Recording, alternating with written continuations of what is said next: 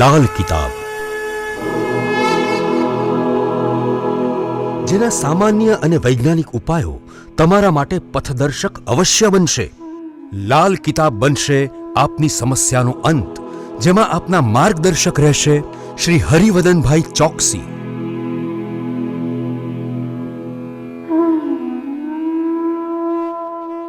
નમસ્કાર મિત્રો, હું હરિવર્ધન ચોકસી આપ સૌનું સ્વાગત કરું. મિત્રો, આજના વિડીયોમાં આપનું ખૂબ ખૂબ સ્વાગત.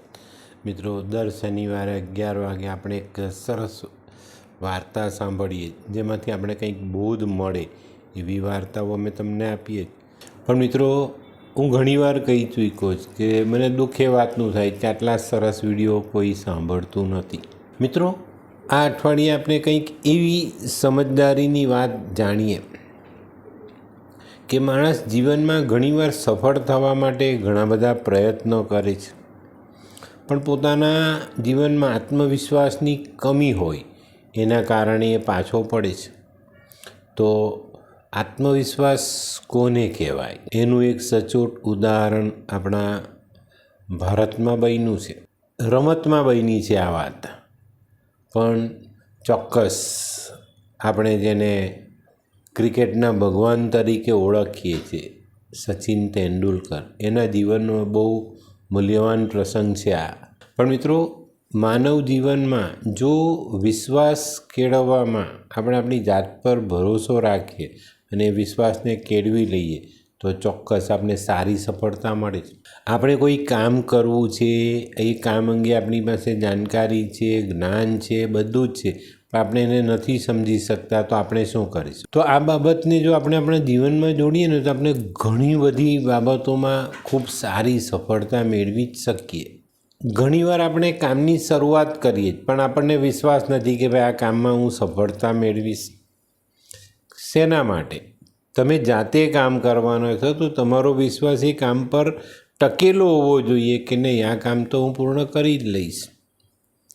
હવે આને સમજવા માટે બહુ ચોક્કસ બનાવ જે છે, આ સત્ય હકીકત, તેને આપણે જાણીએ. 5 ઓક્ટોબર 2007નો એ દિવસ હૈદરાબાદ શહેરના Rajiv Gandhi international cricket stadium પર ભારત અને ઓસ્ટ્રેલિયા વચ્ચેની ક્રિકેટ મેચ રમાતી હતી.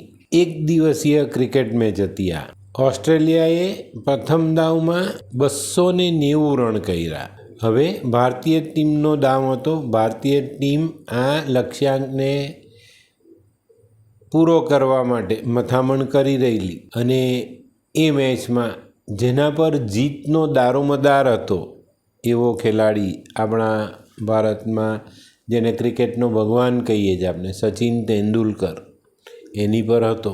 અને આ જ મેચમાં સચિન તેંડુલકરને 43 રનમાં ક્લીન બોલ્ડ કરીને બ્રેડ હોગ, આ બોલરે સચિનની વિકેટ લીધી. ભારતીય ટીમ 47.4 ઓવરમાં માત્ર 243 રન કરીને ઓલ આઉટ થઈ ગઈ અને ભારત આ મેચ હારી ગયું. બ્રેડ હોગ આ મેચમાં જે બોલિંગ કરી એનાથી ખૂબ ખુશ હતો, પોતાની કામગીરીથી એને આનંદ હતો. અને જ્યારે મેચ પૂરી થઈ ત્યારે બ્રેડ હોગ એ બોલ લઈને સચિન તેંડુલકર પાસે ગયો, જે બોલથી એને સચિન તેંડુલકરને આઉટ કરેલો, એ બોલ લઈને, અને સચિનના હાથમાં આ બોલ મૂકીને કીધું કે આ બોલ પર મને તમારો ઓટોગ્રાફ જોઈએ છે. સચિને ખૂબ જ પ્રેમથી બોલ પોતાના હાથમાં લીધો અને બોલ પર પોતાના ઓટોગ્રાફ આપ્યા. અને એ બોલ પર ઓટોગ્રાફની સાથે એક વાક્ય લખ્યું, this will never happen again હોગી. અને આ વાક્યનો અર્થ છે કે હોગી, ભવિષ્યમાં આવું હવે ક્યારેય નહીં બને. જોયો એનો આત્મવિશ્વાસ.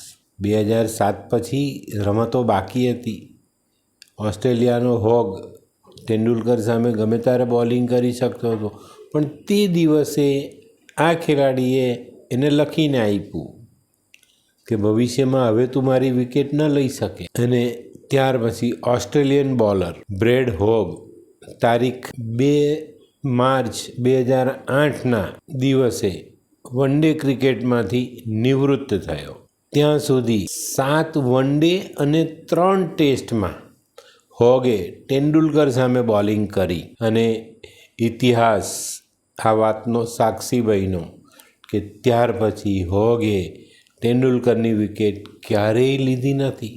તો મિત્રો, એક ખેલાડી એ પોતાના પર આત્મવિશ્વાસ ધરાવે છે તો એને હોગને કીધું કે ભાઈ હવે તું મારી વિકેટ નહીં લઈ શકે અને 3 ટેસ્ટ એટલે 3 દાવ ગણીએ આપણે તો તે ને બીજી 7 10 દાવમાં પછી હોગને એવો કોઈ ચાન્સ તેંડુલકરે ન આપ્યો કે ભાઈ એની વિકેટ લઈ શકે. તો એ ખેલાડીનો આત્મવિશ્વાસ કેટલો ભરપૂર, તો જ એને કીધું ને તો જ એને ત્યાર પછીના સમયમાં વિકેટ લેવાનો મોકો એને ન આપ્યો.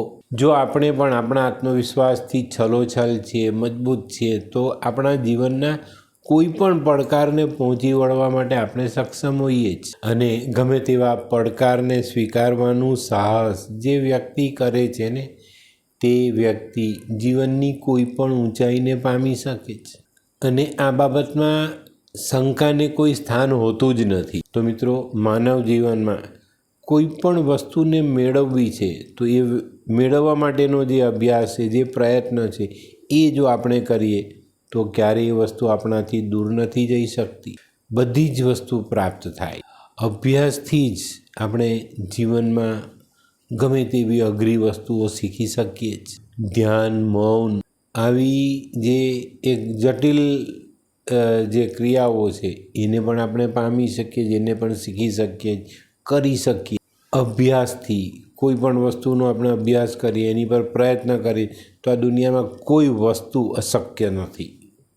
તો મિત્રો, આપણો આત્મવિશ્વાસ આપણે જાતે કેળવવાનો છે, એને આપણા જીવન સાથે જોડવાનો. ચોક્કસ આપણે સારું પરિણામ પ્રાપ્ત કરી જ શકીએ છીએ. અને મિત્રો, તેંડુલકરે જે વાત હોગને કીધી એને કહેવાય આત્મવિશ્વાસ. એને પોતાની જાત પર અને પોતાના બેટ પર કેટલો ભરોસો હશે કે એણે કહી દીધું કે આજ પછી તું મારી વિકેટ ન લઈ શકે અને ન આપી એને વિકેટ. તો મિત્રો, જીવનમાં કંઈ પામવું છે, કંઈ કરવું છે તો તેનો અભ્યાસ કરો, એની પર પ્રેક્ટિસ કરો, એ પ્રતિક્રિયાઓ આપણે જાળવી રાખશું અને એ શીખવાની આપણા મનમાં રહેલી ધગશ અને આપણા પ્રયત્ન ચોક્કસ આપને સફળ બનાવે. માનવીએ પોતાનો આત્મવિશ્વાસ પોતે જ કેળવવાનો છે. એ વસ્તુ જે વ્યક્તિ ધ્યાનમાં રાખશે એ માણસ આ દુનિયામાં સફળ થતાં ક્યાંય પણ અટકે નહીં. તો મિત્રો, આજની વાર્તા ગમી તો લાઈક કરો, શેર કરો, યુટ્યુબ જોનારા શેર કરે અને સબસ્ક્રાઈબ કરે. હું હરિવર્ધન ચોકસી આપ સૌની રજા લઉં. ફરી મળીએ નવા વિડીયોમાં નવી જાણકારી સાથે. તો ચાલો બદલીએ જિંદગી. નમસ્તે.